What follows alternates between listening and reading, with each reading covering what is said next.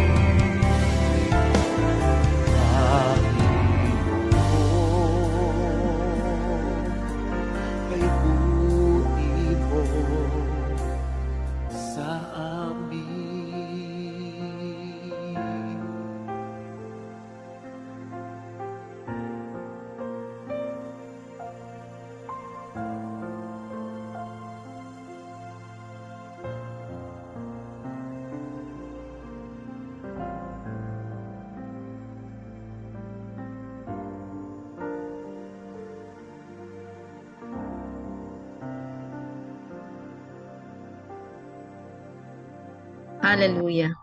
Amen. Praise the Lord. Tunay ngang napakabuti mo, O Diyos, sa aming mga buhay. At tunay ngang dakila ka, O God, sa aming mga buhay. Tayong lahat ay manalangin, mga kapatid. O Diyos, na dakila at makapangyarihan sa lahat, pinupuri at pinasasalamatan ka po namin sa gabing ito. Sa iyong kadakilaan at pag-ibig sa aming mga buhay. Tunay nga, Panginoon, na napakabuti mo sa amin. Kailanman ay hindi ka nagkulang, Panginoon. Salamat pong muli, O Diyos, sa pagkakataong ito na kami ay muli mong tinipon upang magkaisa sa pananalangin para sa mundo, sa aming bansa, at maging sa aming iglesia. Salamat din, Panginoon, sa buhay ng bawat isa na naglaan ng kanilang oras at panahon upang ikaw ay sambahin at dakilain. Panginoon, samahan mo po kami sa lahat ng aming gagawin sa gabing ito. Gawin mo kaming karapat-dapat, O Diyos, na dumulog sa iyong trono. Wala po kaming magagawa, Panginoon, kung wala ang presensya ng iyong banal na Espiritu Santo. Kaya, Panginoon, malaya ka pong kumilos sa aming kalagitnaan sa gabing ito. At salamat din po, Panginoon, sa buhay ng lahat ng gagamitin mo sa gabing ito. Pagpalain mo po ang bawat isa. Sa iyo po namin ipinagkakatiwala ang lahat, Panginoon. Sa pangalan ni Jesus, ito po ang aming dalangin.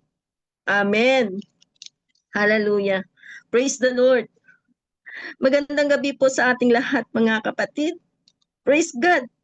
Dahil muli tayo ay tinipon ng Diyos upang tayo ay sama-samang magpuri at magpasalamat sa kanyang kadakilaan at pag-ibig sa ating mga buhay. Psalm 117 verse 1 and 2 says, "Praise the Lord, all ye nations. Extol him, all ye people. For great is his love toward us, and the faithfulness of the Lord endures forever." Amen. Hallelujah. Sa gabing ito, nais kong i-welcome ang bawat isa na dumalo sa ating online prayer meeting.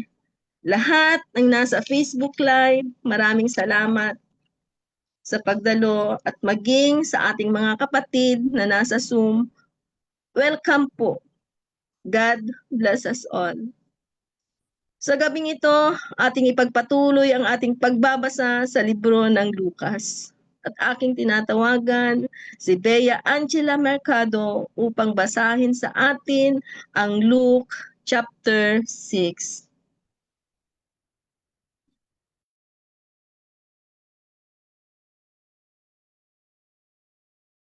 Luke chapter 6. Jesus is Lord of the Sabbath.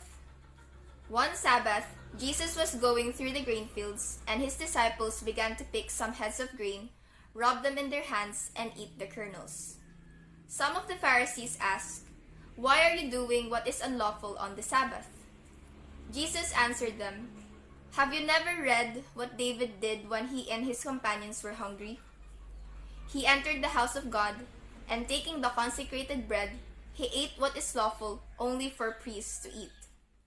And he also gave some to his companions. Then Jesus said to them, The Son of Man is the Lord of the Sabbath." On another Sabbath, he went into the synagogue and was teaching, and a man was there whose right hand was shriveled. The Pharisees and the teachers of the law were looking for a reason to accuse Jesus, so they watched him closely to see if he would heal on the Sabbath. But Jesus knew what they were thinking and said to the man with the shriveled hand, "Get up and stand in front of everyone." So he got up and stood there. Then Jesus said to them, "I ask you, which is lawful on the Sabbath? To do good or to do evil, to save life or to destroy it?" He looked around them all and then said to the man, "Stretch out your hand." He did so, and his hand was completely restored. But the Pharisees and the teachers of the law were furious and began to discuss with one another what they might do to Jesus. Verse 12, the 12 apostles. One of those days, Jesus went out to a mountainside to pray, and spent the night praying to God. When morning came, he called his disciples to him and chose 12 of them, whom he also designated apostles: Simon, whom he named Peter, his brother Andrew, James, John, Philip, Bartholomew, Matthew, Thomas, James son of Alphaeus, Simon who was called the Zealot, Judas son of James, and Judas Iscariot, who became a traitor. Verse 17, blessings and woes. He went down with them and stood on a level place. A large crowd of his disciples was there, and a great number of people from all over Judea, from Jerusalem, and from the coastal region around Tyre and Sidon, who had come to hear him and to be healed of their diseases. Those troubled with impure spirits were cured, and the people all tried to touch him, because power was coming from him and healing them all. Verse 20, looking at his disciples, he said, "Blessed are you who are poor, for yours is the kingdom of God. Blessed are you who hunger now, for you will be satisfied. Blessed are you who weep now, for you will laugh. Blessed are you when people hate you, when they exclude you and insult you, and reject your name as evil, because of the Son of Man. Rejoice in that day and leap for joy, because great is your reward in heaven. For that is how their ancestors treated the prophets. But woe to you who are rich, for you have already received your comfort. Woe to you who are well fed now, for you will go hungry. Woe to you who laugh now, for you will mourn and weep. Woe to you when everyone speaks well of you, for that is how their ancestors treated the false prophets."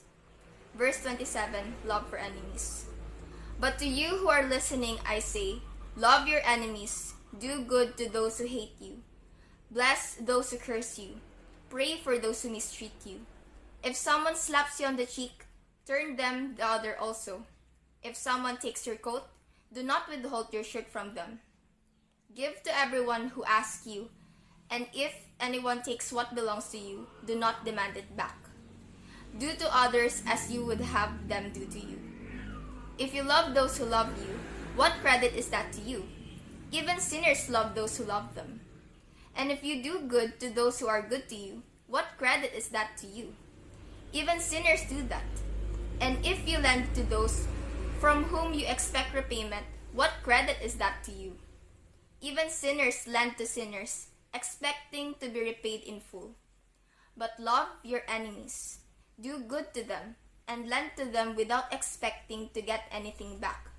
Then your reward will be great, and you will be children of the Most High, because He is kind to the ungrateful and wicked.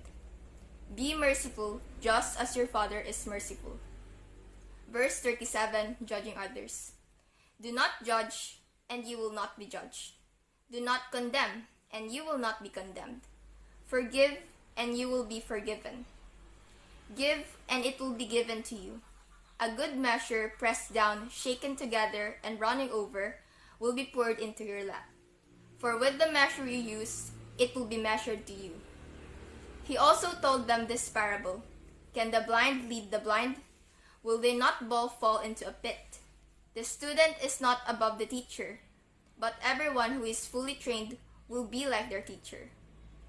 Why do you look at the speck of a sawdust in your brother's eye and pay no attention to the plank in your own eye? How can you say to your brother, 'Brother, let me take of the speck out of your eye,' when you yourself fail to see the plank in your own eye? You hypocrite! First take the plank out of your eye, and then you will see clearly to remove the speck of your brother's eye." Verse 43, a tree and its fruit. "No good tree bears bad fruit, nor does a bad tree bear good fruit. Each tree is recognized by its own fruit. People do not pick figs from thorn bushes or grapes from briars. A good man brings good things out of the good stored up in his heart, and an evil man brings evil things out of the evil stored up in his heart. For the mouth speaks what the heart is full of." Verse 46, the wise and the foolish builders. Why do you call me Lord, Lord, and do not do what I say? As for everyone who comes to me and hears my words and puts them into practice, I will show you what they are like. They are like a man building a house who dug down deep and laid the foundation on rock. When a flood came, the torrent struck that house but could not shake it, because it was well built. But the one who hears my words and does not put them into practice is like a man who built a house on the ground without a foundation. The moment the torrent struck that house, it collapsed and its destruction was complete. Amen. Thank you, Bea, for giving your time in reading the word for tonight. My dear brothers and sisters, let us all prepare our hearts for the word of God to be exhorted to us by our dear sister in Christ, Sister Rachel Atanasio, entitled The Shape of a Transformed Life.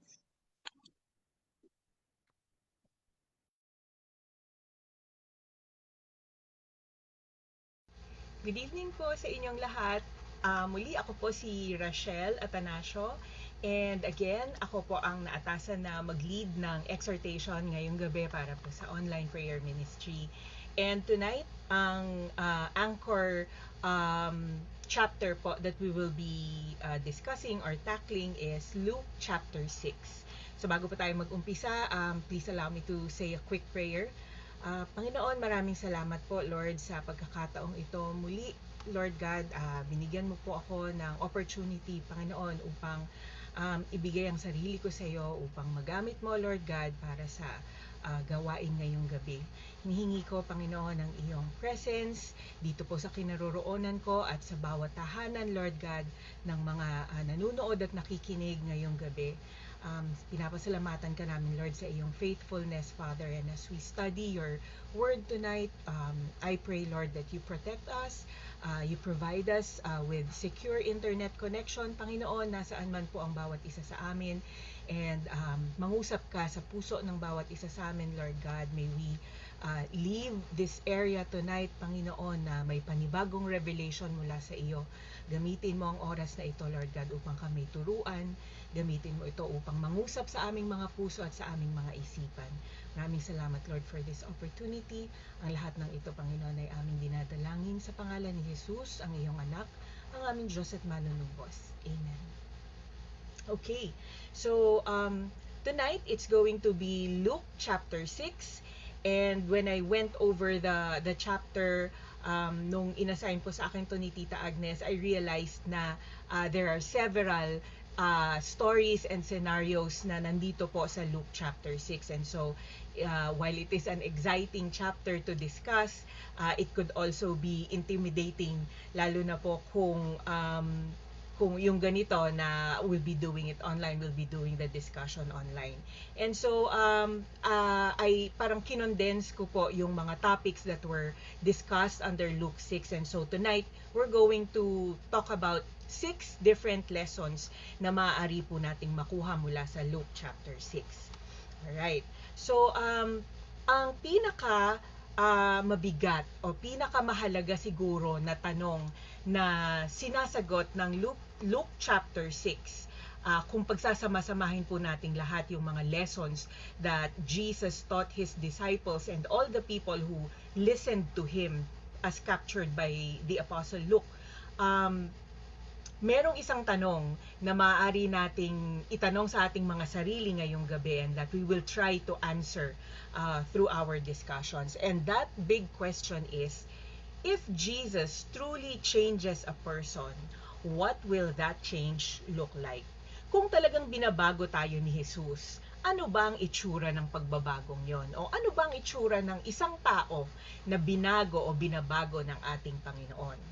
Sabi dito, hindi ito sa salita, hindi lang sa church or sa pag-attend natin sa church or sa husay nating mag-explain o mag-discuss ng scripture, kundi sa totoong buhay.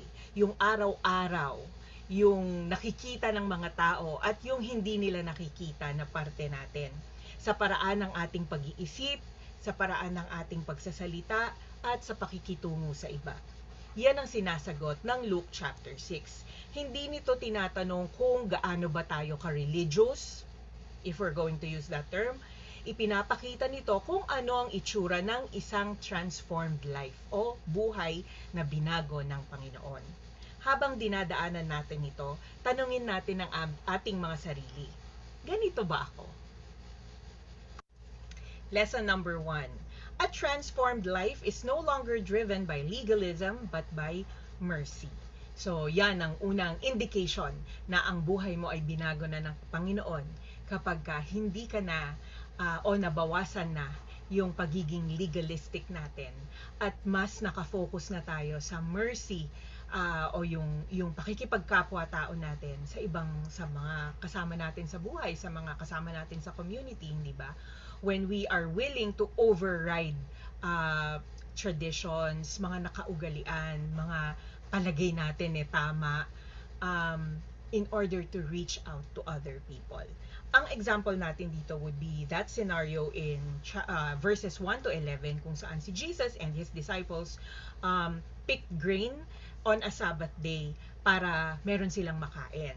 And another scenario kung saan nasa temple si Jesus and a man na may sakit sa kamay. Sabi sa Bible, the hand was shriveled. So, when you say shriveled, baka may polio, 'di ba? Baka may napilay, nagkasugat, hindi na magamit yung kamay niya. And so lumapit siya kay Jesus nang hingi siya ng healing, and Jesus healed him on a Sabbath day. Both scenarios happened on a Sabbath day. Kaya sinisita si Jesus ng mga Pharisees, and this is one of the reasons why galit yung mga Pharisees kay Jesus, dahil ang mga high priests nung panahon na yun, and even the regular Jewish people, they really do not work on Sabbath day. Talagang walang trabaho. Talagang literally nasa bahay ka lang dapat. Hindi ka dapat gagawa ng mabibigat na trabaho. Dahil araw ng pahinga. That's how religiously they obeyed that law. And you cannot blame them because yun yung nakagisnan na nila. And they upheld that with all their heart and soul. Talagang ipaglalaban nila yon na pag Sabat wala ka dapat ginagawa. And in our lives as Christians, maaalala natin bago natin nakilala ang Panginoon, bago natin siya inaccept sa buhay natin as our Lord and Savior, we were also slaves to traditions and legalism. Personally, before we became Christians, we were of another religious faith. And in that faith, there were a lot of traditions na very willingly sinusunod namin as a family. And ako, bilang tagasunod, bilang anak, when I obey those traditions, ang pakiramdam ko, sinusunod ko rin si Lord. And so, it was difficult to break away from those traditions nung nakilala na namin ang Panginoon, dahil yun yung nakagisnan ko Wala akong ibang alam na paraan para manalig sa Panginoon o para ipakita sa Kanya na kinikilala ko siya bilang Diyos, other than doing the traditions. However, when we came to know the Lord and we accepted Him as our Lord and Savior, at in my personal walk as a Christian, as I continued to study Scripture and involve myself in church work, in ministry, I realized na napakarami palang parang panikala na nakatali sa akin nung mga panahon na sumusunod ako sa tradisyon, na ang buhay pala na kilala mo na si Christ personally and intimately is freeing, it's liberating, it liberates you from traditions, from things na akala mo pag ginawa mo may puntos ka sa langit. Hindi pala ganun yon. And so, I think that's what Jesus was trying to communicate to the Pharisees when He demonstrated to them na gagawin ko to dahil ito ang ipinagagawa sa akin ng Ama ko sa langit. And by doing this, I'm able to show God's love to other people. Na dito sa the Bible that I am reading now, may mga kasama siyang mga hard questions to answer. And when I went through Luke 6, Luke chapter 6, in preparation for tonight's exhortation, one of the hard questions that was raised in this Bible I'm reading is, how can Jesus legitimately claim both to fulfill the law and yet break one of the 10 commandments by violating the Sabbath? Ang explanation dito, Jesus observed the Sabbath, but not according to their oral traditions and ceremonial additions to the law. For him, it remained a day of rest and worship. Regulations for keeping the Sabbath and other areas of Jewish life were practiced and enforced with a ferocious sense of legalism that entirely obscured God's intention for the function and application of the law. Jesus did not break God's law, but he forcefully denounced the legalism of the Jewish religious leaders and refused to bow to equate the rules with God's word. Ang ipinapakita ni Jesus dito, he was not showing them that he is violating the law of Sabbath. What he was showing them was, even on Sabbath, pwede kang magmahal. Even on Sabbath day, and most especially maybe on Sabbath day, pwede mong ipakita ang pag-ibig ng Diyos sa ibang tao. And if yung pagpapakita na yan requires that you step out of your home, requires that you perform some tasks, then go ahead and do it. Dahil ang calling naman ni God sa'yo ay ibigin ang iba at dalhin sila sa Kanya. How will you bring people to God if you refuse to go out of your house and do the work? Hindi ba? You are not necessarily, Jesus was not necessarily, he was not at all violating the law of Sabbath. He was in every essence of Luke chapter 6 verses 1 to 11, upholding it. He was bringing people to his Father, showing the love of the Father, even and especially during Sabbath day. Sa Mark chapter 2 verse 27, ang sabi dito, the Sabbath is for man's benefit. And so, the Sabbath being for the benefit of the people was also for the disciples nung sila'y nagutom at kailangan nilang kumain, di ba? It was for their benefit. And so, Jesus allowed that they pick the grain at linisin ito para may makain sila. The Sabbath is for the benefit of the sick man na may problema sa kanyang kamay. Nung lumapit siya kay Jesus para magpagaling o humingi ng kagalingan, the Sabbath was for his benefit. And so Jesus performed the work of healing him kahit na nga ba Sabbath day. The Sabbath, meant to be a gift, had become a burden for so many of us because yung heart behind obeying the law is lost. Yung motibo natin sa pagsunod sa law has become traditional in effect. And so, sinusunod nga natin yung batas, pero yung mga puso natin, parang nag-transform na into something else na parang, oh, basta sinusunod ko tong batas na to, I should be okay. God should be okay with me. What Jesus wanted to communicate to us sa mensahe niya dito sa first lesson natin is that kung hindi na out of love yung ginagawa mo, kahit pa sa tingin mo sinusunod mo ang batas, hindi na rin natin napi-please ang Panginoon. Allow me to just share a very quick testimony. In December 2021, we were in Baguio. I was spending Christmas with my husband's family. It was our first Christmas together, and one of the aunts from the US came home to spend Christmas with us. Nung bisperas ng Pasko, December 24, gusto niyang mag-attend ng Misa de Gallo. And she was asking everyone in the family kung gusto ba nila siyang samahan. So, isa-isa yung mga pamangkin nila, lapitan niya, pwede mo ba akong samahan? Pwede mo ba akong samahan? And everyone was saying no. And of course, you will say no. Ang ginaw-ginaw. And everyone just wanted to stay at home. We wanted to rest because December 25 ng maagang-maaga,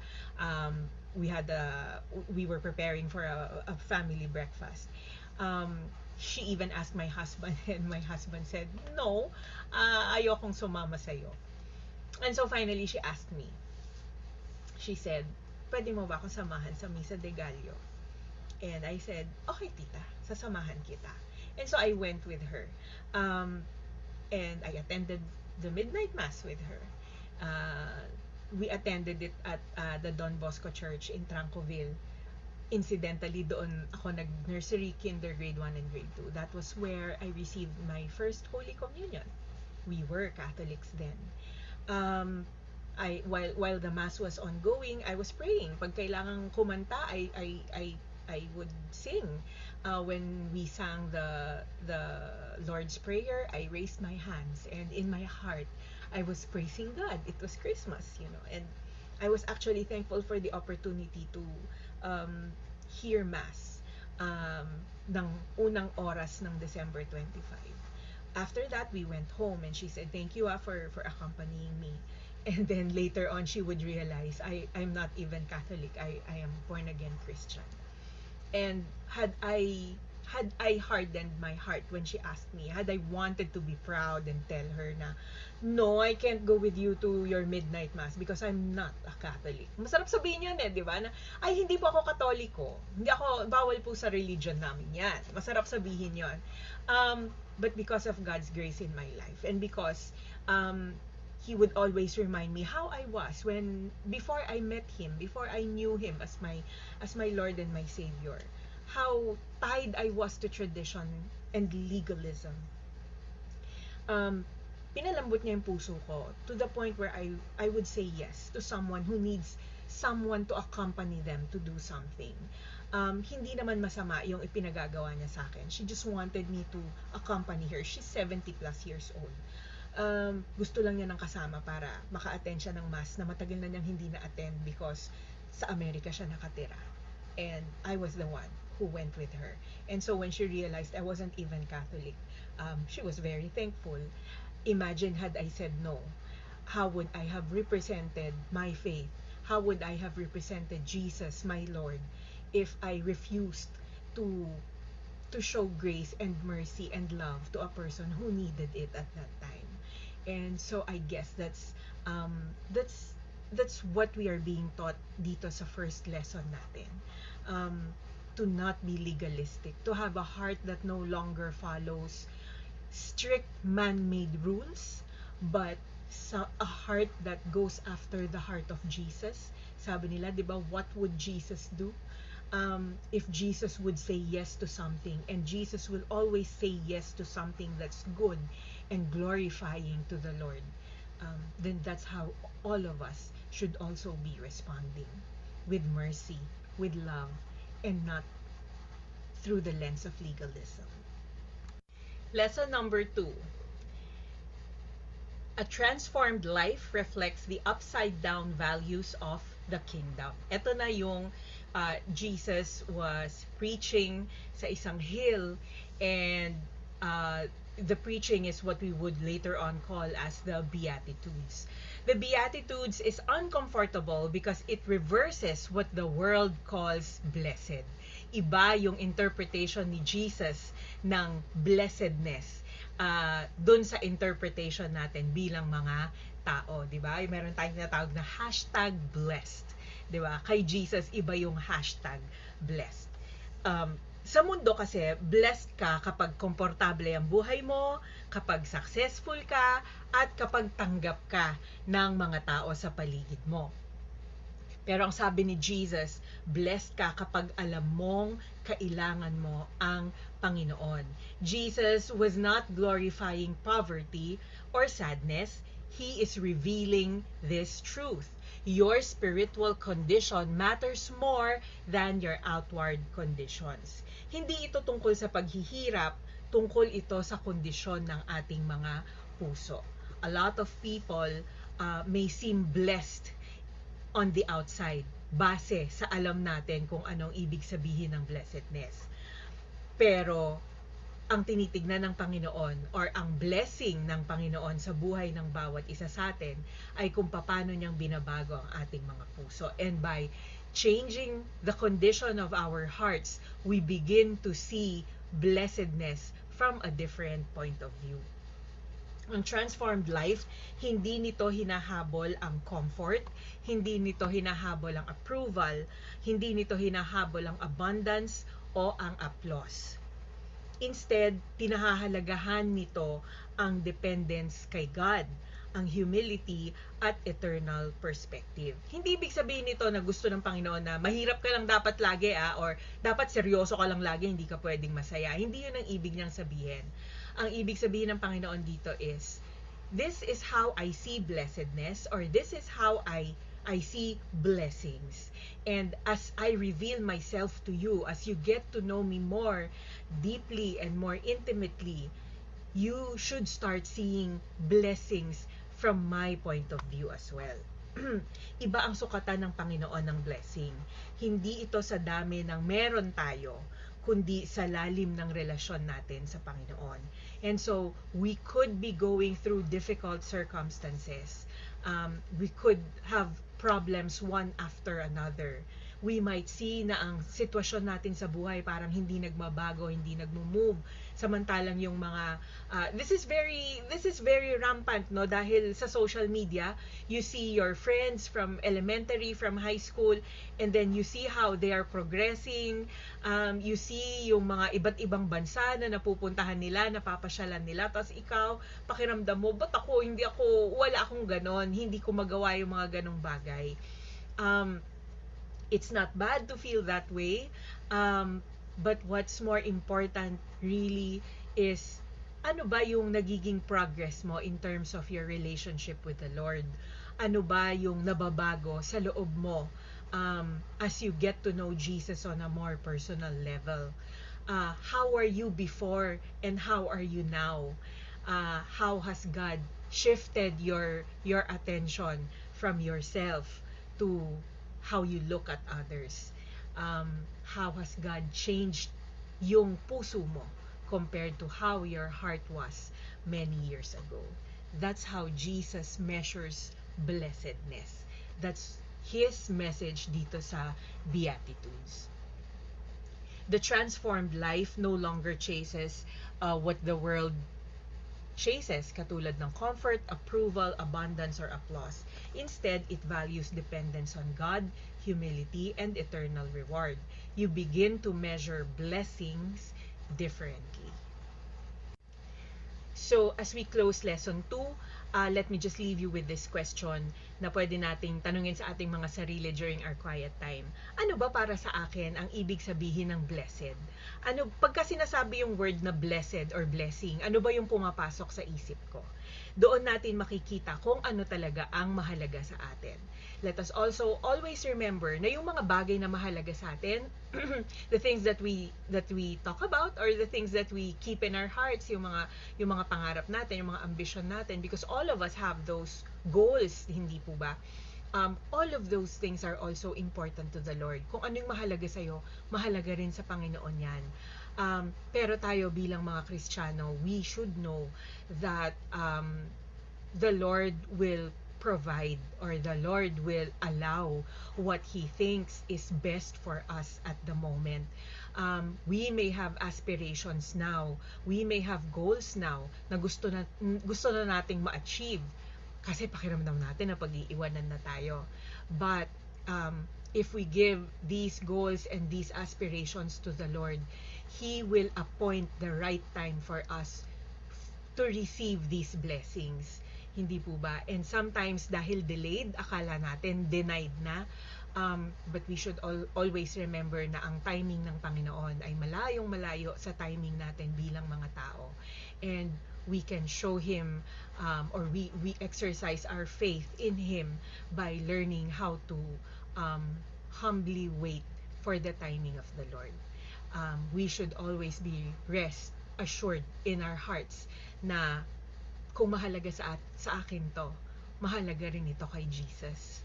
Pero dahil ibinigay ko na ang puso ko, ang buhay ko sa Kanya, hahayaan kong Siya ang mag-decide kung kailan ko ito matatanggap sa buhay ko, kung matatanggap ko pa.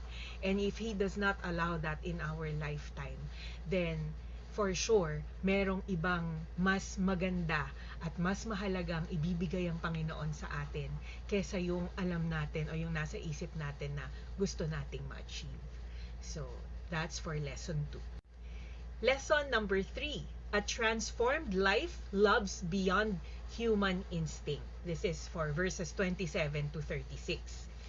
And this may as well be one of the hardest, if not the hardest lesson or teaching na tinanggap natin mula sa ating Panginoon. Love your enemies. Do good to those who hate you. Bless those who curse you. Pray for those who mistreat you. Ang magsasabi sa akin na yan ay madaling gawin ay nagsisinungaling. Hindi yan, as far as I'm concerned, yan ay imposibleng mangyari sa buhay ng isang ordinaryong tao. Katulad ko, katulad nating lahat. When Jesus said to love our enemies, hindi lang para i-tolerate sila, parang, oh sige, pagbibigyan na kita dahil Kristiyano ko.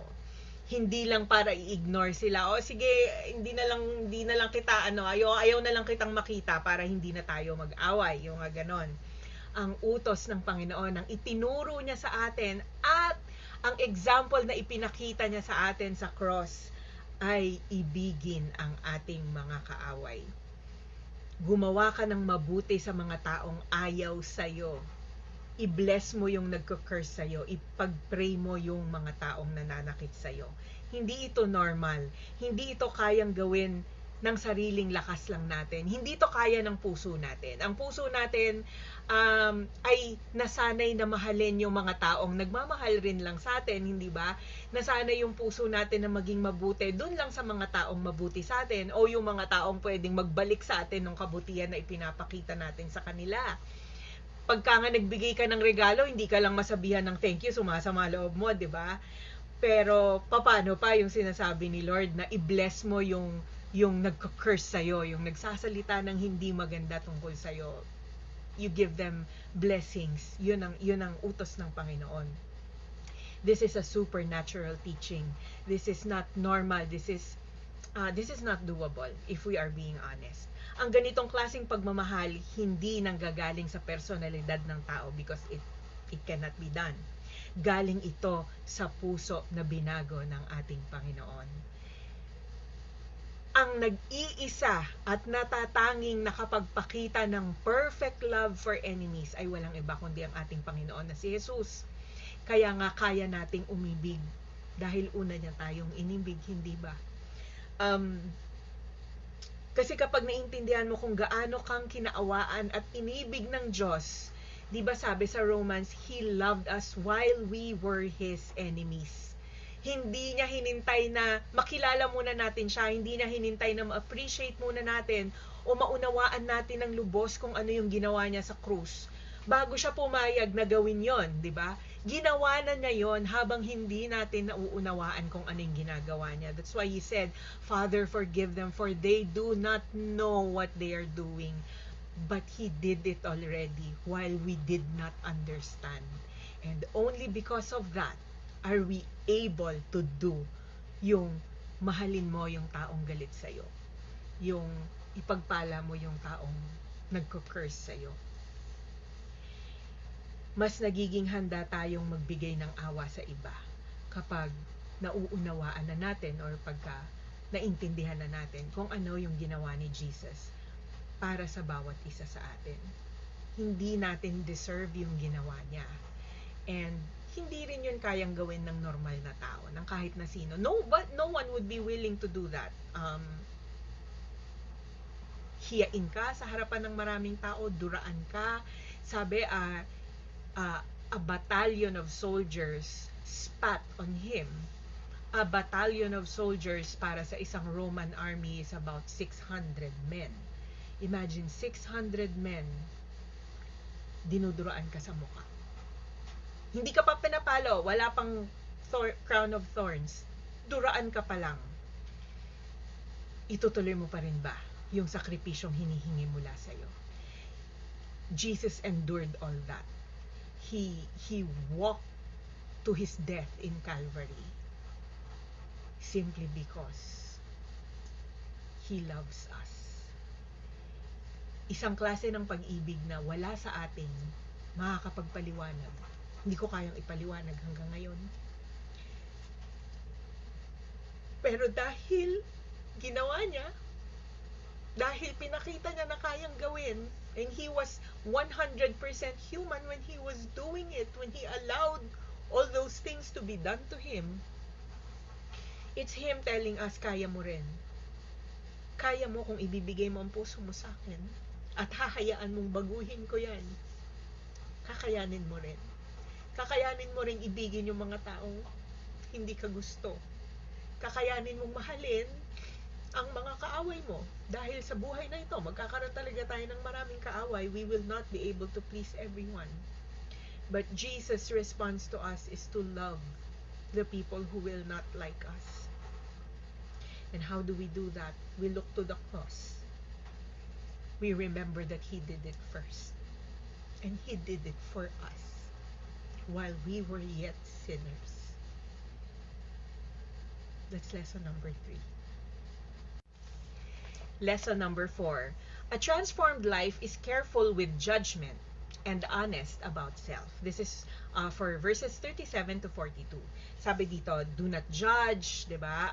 Forgive others, you give to them. Why do you look at the speck in your brother's eye but fail to notice the plank in your own? And personally, this was a struggle for me too.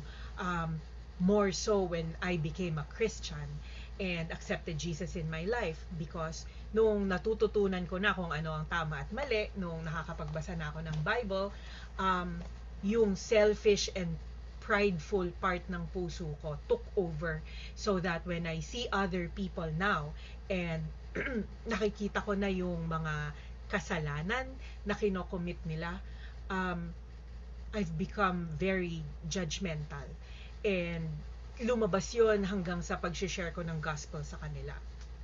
Na when I share the gospel to them, when I share the word of God to them, ang nangyayari, ine-expose ko yung mga sins nila sa mukha nila, and may kasama pang galit yun kung minsan.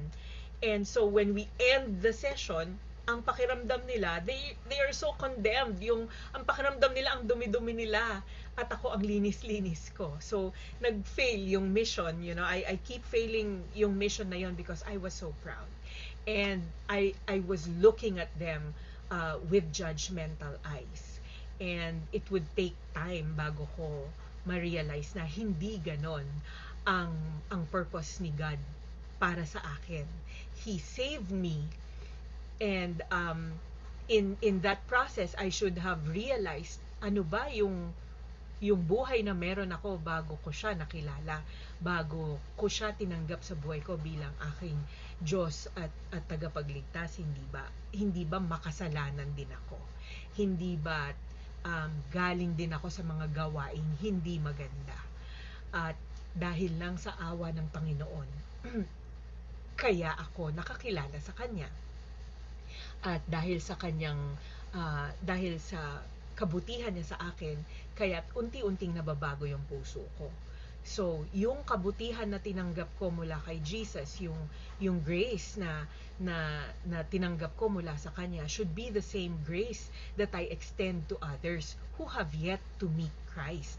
Because how will these people open their lives to Jesus when the representative is condemning, is judgmental, is someone who exposes their sins to their faces instead of gently leading them into the light of Jesus? Kamukha kung paano ginawa sa akin.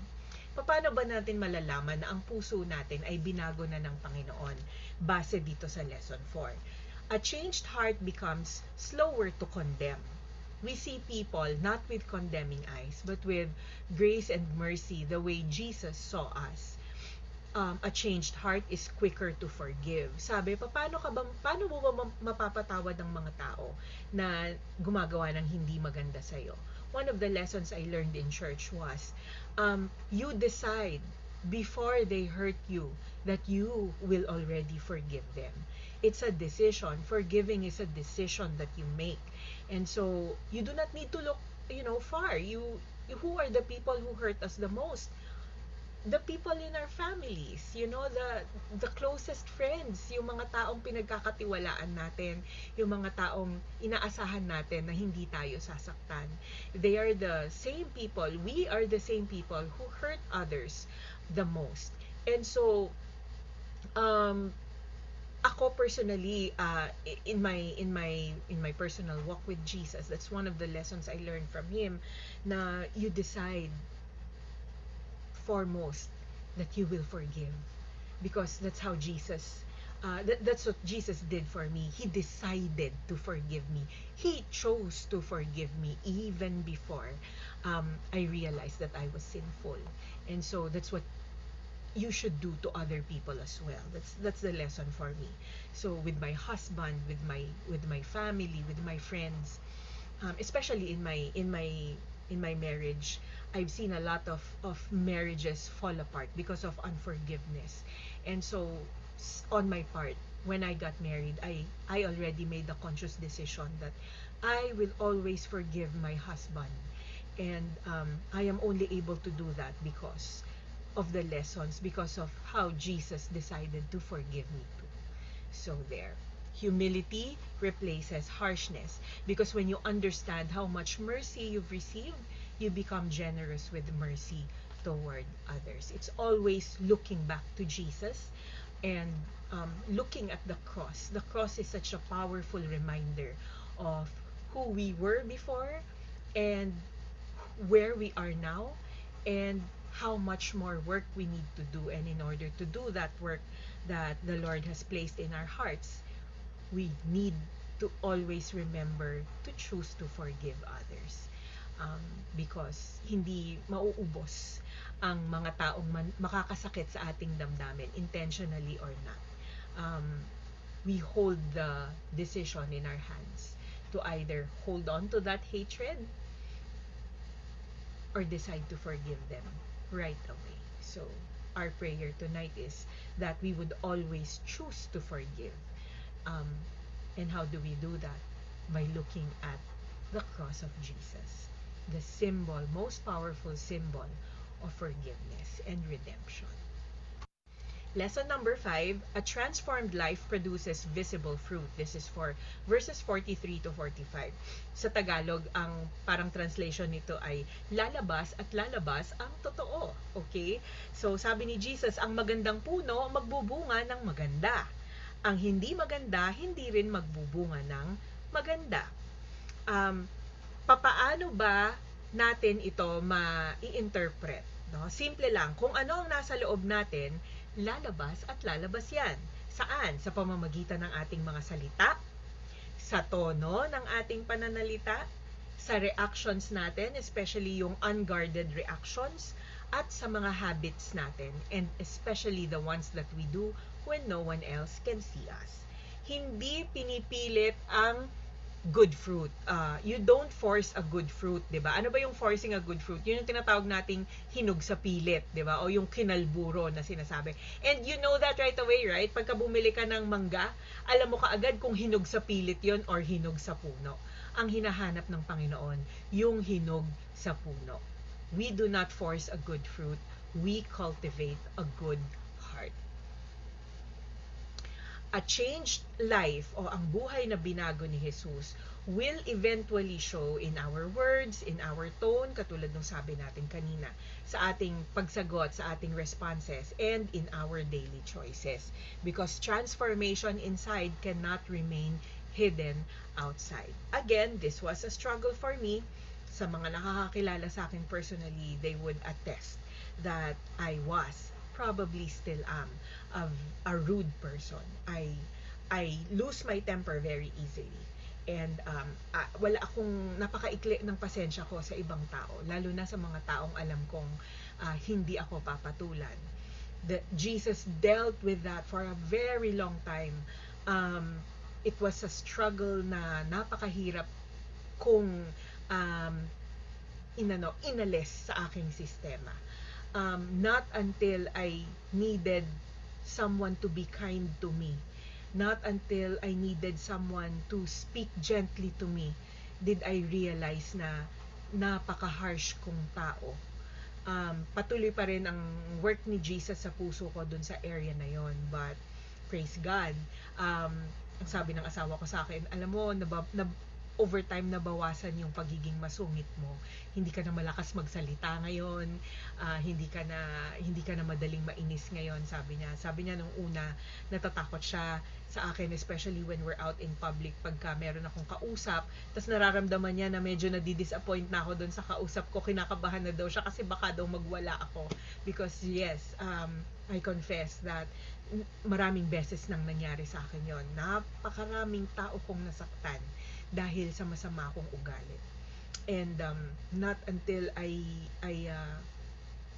asked Jesus, I surrendered that to Jesus, and I asked Him to work dun sa area na yon ng puso ko, did I finally learn na kailangan kong magbago at kailangan ko ang tulong ng Holy Spirit para baguhin ko yung masama kong ugali na yon. And yes, I realized na I needed to change that when I myself felt the need na kailangan, yung when I was going through a difficult season in my life, and I needed people to be at least kind to me dahil napakabigat nung dala-dala ko sa puso ko. Only then did I realize na kung gaano kabigat yung kasalanan ko na pagiging rude at harsh na tao. Ay hindi ko na kayang balikan lahat yung mga taong nasaktan ko sa aking sa pananalita ko, sa tono ko. And so yung areas na yun, I had also to surrender to the Lord, and I pray na, Lord, yung mga taong nasaktan ko, ikaw nang bahala sa kanila, hindi ko sila kayang balikan isa-isa. And that's how I also realized yung scope ng sin, yung gaano kalawak ang pwedeng maabot ng kasalanan. Kaya if we are not being careful with our tone, if we're not being careful with, if we're not surrendering yung inner life natin kay Jesus, it will affect so many people. Napakahirap i-redeem. Only Jesus can redeem all that for me. And so that's a lesson that I pray na I hope you pick the lesson from my story, from my personal, testimony, to always be careful with our words, with how we treat other people, because mahirap matrato ng hindi maganda ng ibang tao, masakit. And kung minsan hindi na natin sila kayang balikan para mag-sorry pa ulit sa kanila. So there, praise God sa patuloy niyang pagbabago sa puso ko. Please pray for me in that area. So yeah, that's lesson number 5 for all of us. Lesson number 6 is, a transformed life is built on obedience, not just listening. And this is for verses 46 to 49, kung saan kinwento ni Jesus yung the wise man and the foolish man who built their houses. Merong Sunday school song to di ba? Yung a wise man built his house upon the rock. Yon, I remember that song very clearly. And when I was younger, akala ko yun lang yon, parang who builds their house sa sand, di ba? Ang story pala doon, or ang lesson pala doon is, both men nakarinig ng teaching ni Jesus. And Jesus told both of them, build your house on strong foundation. Wag mong itatayo wag mong ilalagay lahat ng resources mo, or wag mong ibubuhos ang buhay mo sa mga bagay na madaling magiba o madaling masira. Both of them heard Jesus teaching, but only one obeyed. Yung isa nakinig lang. So, ang sabi dito, ang transformed life, kapag narinig mo ang turo ng Panginoon, hindi ito mananatili sa tenga mo lang. Pupunta ito sa puso mo at susundin mo siya. And that's how you know that your life has been transformed by Jesus when you obey Him. Because it just makes sense, di ba? If you were not transformed, kung walang naging impact sa'yo ang salita ng Panginoon, hindi mo to susundin. Walang conviction, walang desire to please the Lord, hindi ba? Pero kung hinahayaan mo ang Holy Spirit to work in you, Jesus will continue to reveal Himself to you. Your heart will be exposed to His light. It would become very natural for you to obey what the Lord is teaching you. The transformed life is not one that hears sermons, reads verses, and agrees with the truth.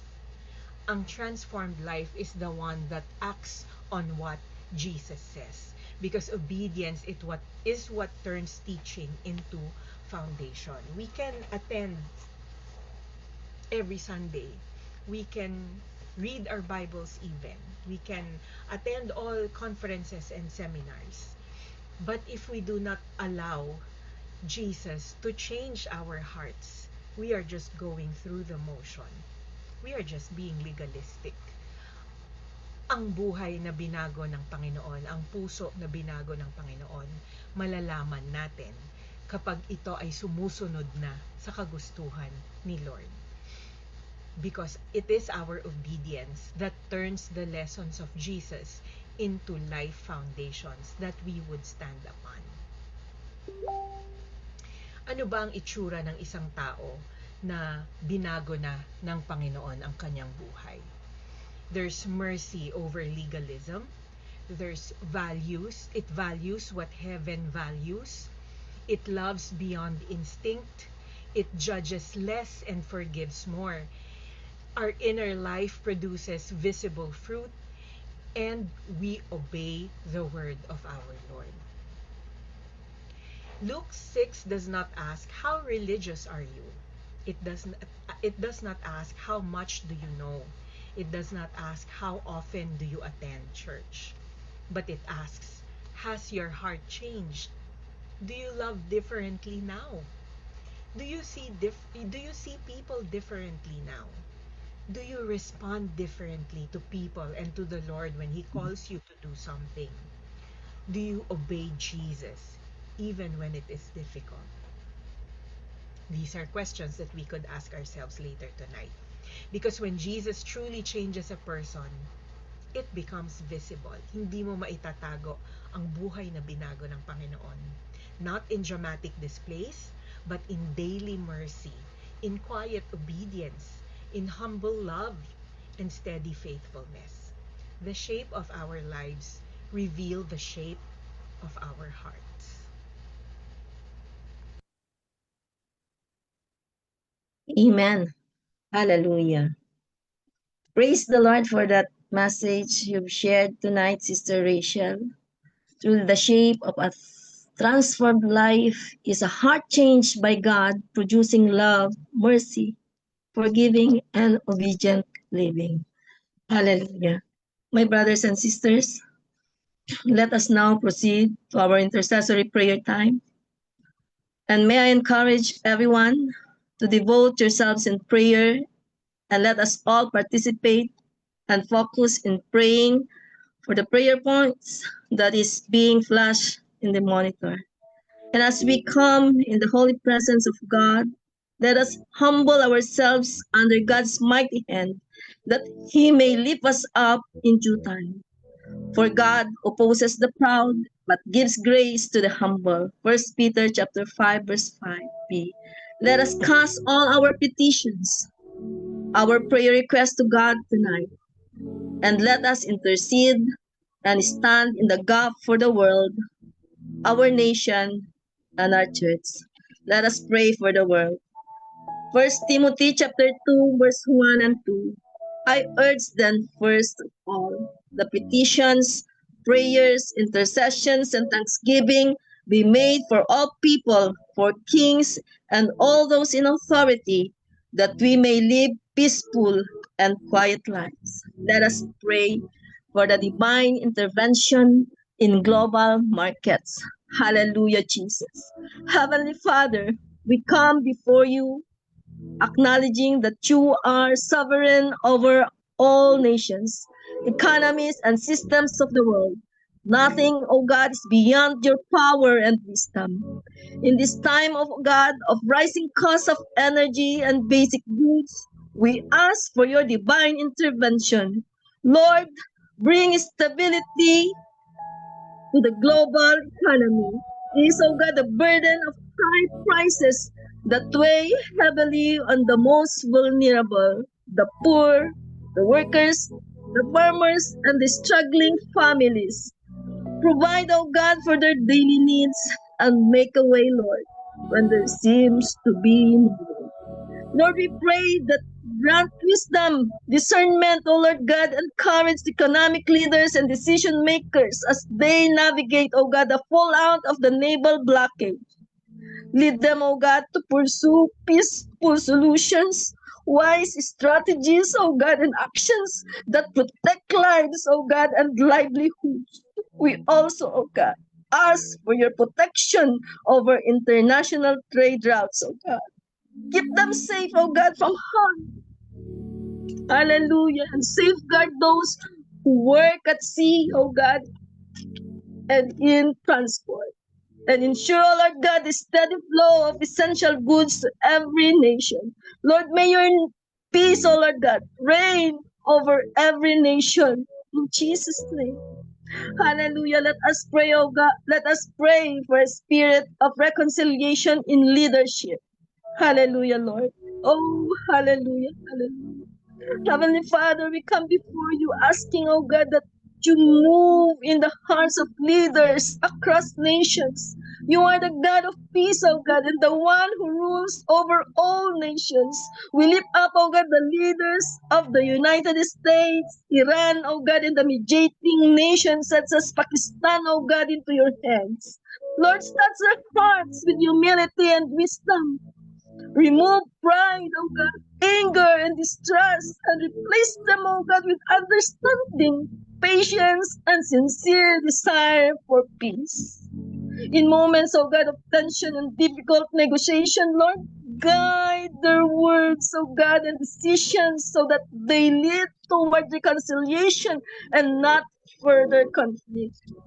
Yes, oh God, we pray that every meeting, every dialogue, and every decision, oh God, will be guided by your hand. And let, oh God, the leaders seek not only national interests, oh God, but the greater good of humanity, protecting lives, oh God, and restoring stability and preserving peace, oh God. Lord, we acknowledge that you are our peace, the one who breaks down every wall of hostility. Lord, where past negotiations have failed and woods remains, bring healing and a fresh start, oh God, and remove the desire for retaliation and military escalation, oh God, and replace it with a renewed longing for peaceful resolution, understanding, and cooperation. Lord, let your spirit move mightily, oh Lord God, turning tension into trust and conflict into reconciliation. May peace prevail, O God, in Jesus' mighty name. Hallelujah. Let us continue to be in the presence of God as we pray for comfort for the depressed, displaced, and distressed. Hallelujah. Heavenly Father, you are the God of compassion and refuge. We lift up to you, God, the millions of people in the Middle East and surrounding regions who are facing displacement, loss, and deep distress. Lord, draw near to those who have lost their homes and their loved ones. Lord, be their shelter, be their provider, and be their peace in the midst of fear and uncertainty. Comfort, oh God, the brokenhearted, and strengthen those who are weary. Surround them, oh God, with your presence and continue to protect them from harm and guide them, oh Lord God, to places of refuge and restoration. May your love bring healing, oh God, and may your peace rest upon them.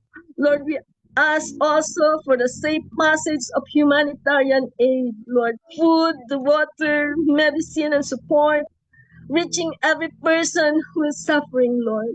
Protect workers and all who are delivering help. We pray for the restoration of peace in every troubled place. And Lord, we pray also that bring families back to their homes. Restore what has been lost, oh God. Rebuild what has been broken and establish safety where there has been fear. Give strength, Lord, provision and renewed hope to every heart. May your peace reign, O Lord God, and may lives restored. In the mighty name of Jesus, we pray. Amen. May I call on Pastor Jeff to pray for the people? Hallelujah. Hallelujah. Hallelujah. Hallelujah. We bless you, O Lord God of Israel, Isaac, and Jacob. You are the same yesterday, today, and forever. There is none like you, God. You send your word, and my God will meet all your needs according to the riches of his glory in Christ Jesus. Brothers and sisters, let's continue being in the attitude of prayer as we pray for this provision for our kababayan, the Filipino family.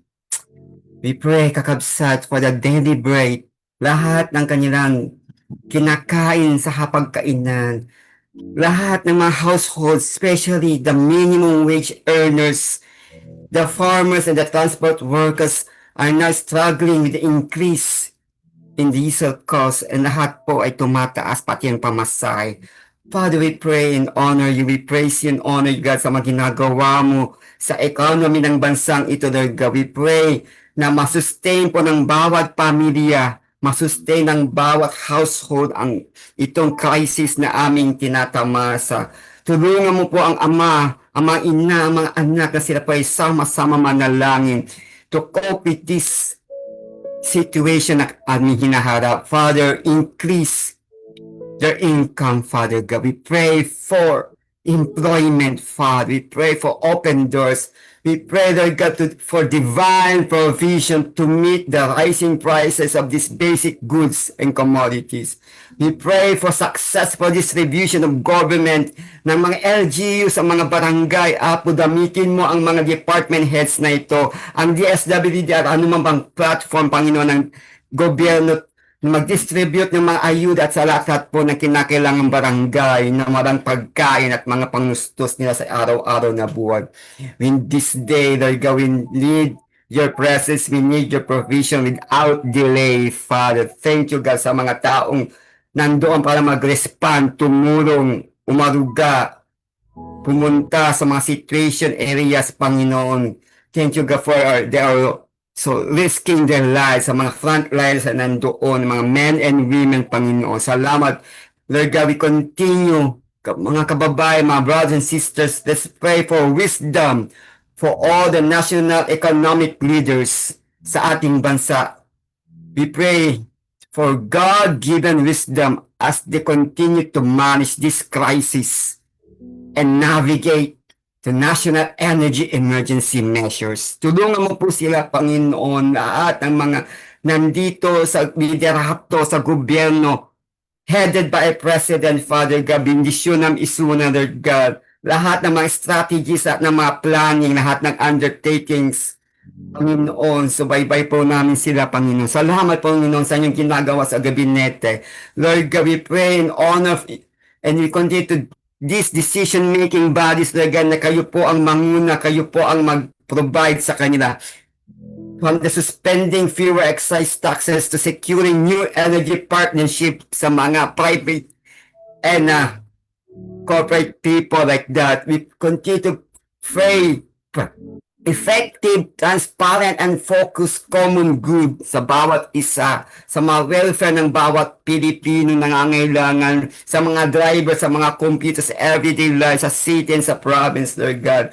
Madaydayo ka, Panginoon, sa mga decision-making bodies na maging porsigido and intentional sila sa lahat ng kanilang ginagawa. Be with them, Lord God, sa kanilang plenary, sa kanilang meeting, sa mga sessions na ito. And we continue to pray all the more for resilience and integrity sa mga small businesses.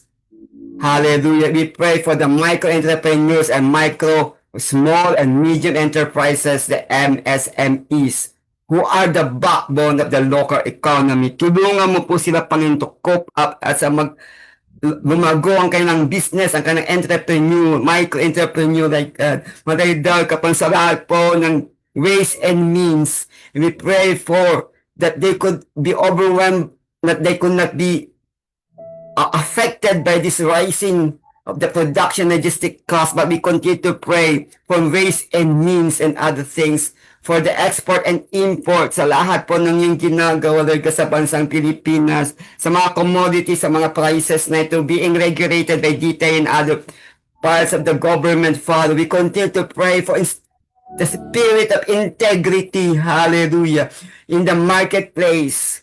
Father, we pray for fair and just. Mga presyo na hindi dapat tumaas sa mga suggested retail price, sa mga retail prices na sa mga groceries and other pamilihan, Lord God. We pray that these sellers would resist the temptation of overpricing and that the consumers will show compassion and support for local businesses during this lean season. Bendisyon ng Apo to farm to market na mga commodities, mga nagbebenta ng mga vegetables, mga gulay, kahit mahal po ang pamasahe, ang transportasyon, ang oil, ang gasolina, and this we pray na we continue to pray for abundance and recovery sa aming province, sa aming nation, Lord God, Mother Dayo, Panginoon. Continue to bless our country, continue to bless and reach out to them, even, Lord God, to the rich and unreached people groups, Panginoon. Continue to mold us up, Father. May continue, Father, to elevate one another and help to boost our mula for such a time as this, Father, as we continue to iron, sharpen iron, whatever it is, Lord God. Hindi mo po pinapabayaan ang bansang Pilipinas at alam ko po ito ang bansa na ikaw lamang po ang aming pinapanalanginan. Mapalad ang bansa na ikaw ang aming Kristo. Salamat po, Panginoon, sa humility. Salamat po, Panginoon, sa pagkakaisa. Salamat po, Panginoon, sa restoration. In Jesus' name we pray. Amen and amen. Hallelujah. Hallelujah, Lord God. Patuloy tayong manalangin sa ating iglesia. Maraming salamat, Panginoon, sa pagkakataon na panalangin namin ang iyong iglesia. Lord, let this be our prayer in Matthew 5, verses 14 to 16. That the church be the light of the world, whose light cannot be hidden. Gaya ng lunsod na nakatayo sa ibabaw ng burol, o ang ilawan na nasa tungtungan upang ito ay matanglawan ng lahat. Lord, let the church be a light before men, that they may see the good deeds of every believers and followers of Jesus, and give praise to our Father in heaven. Dalangin din namin, Panginoon, na iyong iglesia ay magkaroon ng pusong mahabagin at kagandahang loob. Hindi lamang, Panginoon, sa kapwa naming mananampalataya, kundi mas sigit naming maipakita ang pagmamahal na to at kabutihan ng Panginoon sa mga taong hindi pa nagsusuko ng kanilang buhay sa iyo, upang sila ay maabot, Panginoon, ng biyaya at iyong pagmamahal. At dalangin din namin, Panginoon, sa gabing ito, o aming Ama, ang iglesia na maging tulay at daluyan ng kapayapaan at pagkakaisa. Ito ay maging matibay na sandalan ng pag-asa sa magulong mundo na aming nararanasan sa ngayon. Tumayo ang iglesia, magsisilbing daluyan ng kalakasan sa mga nagkakasakit, sa mga nalulungkot, natatakot at nawawalan ng pag-asa. At naway makita sa aming mga buhay ang kakaibang pagkilos, pananalita, at magandang halimbawa sa aming kapwa. Maraming salamat, O Diyos, sa pagpalain mo ang bawat iglesia mo. Na patuloy kaming, Panginoon, na isang iglesia na patuloy na nananalangin, O God, na ito ay magpapalakas, O God, sa bawat isa sa amin. Ito ang aming dalangin para sa iyong iglesia sa gabing ito, sa pangalan ng aming Panginoon Jesus. Amen. Amen. Hallelujah. Amen and amen. Lord, before we end tonight, we pray for your healing touch, O God, to be upon Sister Mylene from colds, from cough, and from fever, O God. And everyone who is sick, O God. Lord, abutin mo ang bawat isa, Panginoon, at igawad ang kagalingan, O Lord God, sa aming mga karamdaman, physically, emotionally, and spiritually. We claim, O God, that by your stripes, O God, we are healed. Hallelujah. Let us close in prayer. Lord, thank you for this time we have spent in your presence. Thank you, Lord God, for hearing every prayer, every cry, and every word, oh Lord God, is spoken from our hearts. We believe, oh God, that you are already at work, even in a way we cannot see. Lord, thank you. Bigyan mo kami, Panginoon, ng sapat na kapahingaan sa gabing ito at patuloy na abutin mo ang bawat isa na dumalo, Lord God, at pagpalain ang kanilang mga buhay at maging ang kanilang mga pamilya, Panginoon. Continue to open up, oh God, your windows in heaven and pour out your blessing upon each and every one of us, Lord. Thank you once again, Father God. We bless you, we thank you, and we glorify your name, O Lord God. Hallelujah. This we pray in the name of the Father, and of the Son, and of the Holy Spirit. Amen and amen. Thank you, Jesus. Thank you, my brothers and sisters. See you again next Thursday. God bless us all.